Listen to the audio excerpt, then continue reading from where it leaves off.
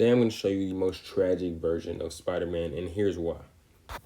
His origin starts as him being cloned by Jackal, who is a villain who actually dies in his first appearance, and he seemingly also dies, but he really just goes in exile for 5 years. After this time, he later came back and actually teamed up with Spider-Man, and there was a little cohort for a little while until Spider-Man left, and he really took up the new mantle as Spider-Man.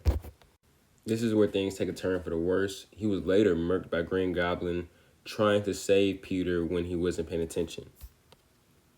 Like, he literally gets impaled and is finished off in Spider-Man's hands as he's crying. It's a very sad scene. And honestly, this character is him just taking a bunch of L's, struggling with his identity, and really not knowing who he is himself. He just continually gets driven mad, by Miss Vito or other things like that.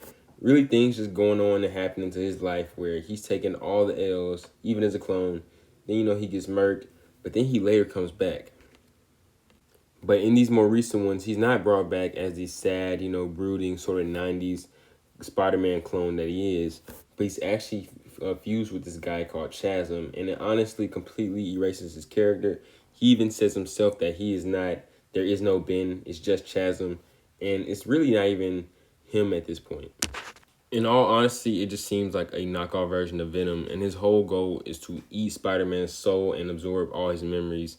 And really just take that from him, which is very lackluster when we're looking at what Ben Reilly Spider-Man was supposed to be.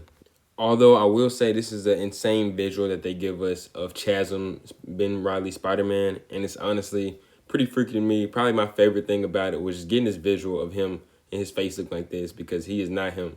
He is not Ben Reilly. I mean, there are a few versions of Spider-Man that you can say are more tragic, especially Marvel Ruins, but honestly, everyone in Marvel Ruins is just sad and, something that we just don't talk about.